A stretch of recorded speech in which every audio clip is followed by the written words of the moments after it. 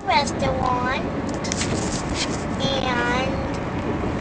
and the name's going to be the little red flame. And what are you going to do there?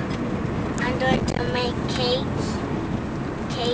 And so when it's somebody's birthday, they can come there and get a cake from you? Yeah. And then after that, they did their present and a ribbon, and inside the present, it's a flame. Oh, so everybody always gets a train? Yeah. Can you say the word train better? Flame. No, train. With a T. Train. Very good. And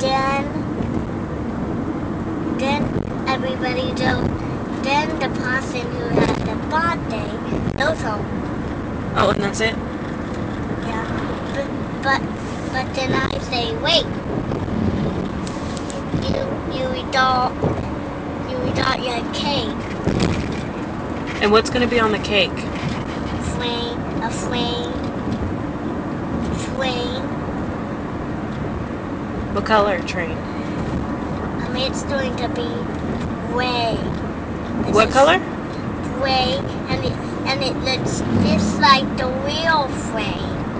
Oh. But the store name or the restaurant name is what? The little red flame. Okay.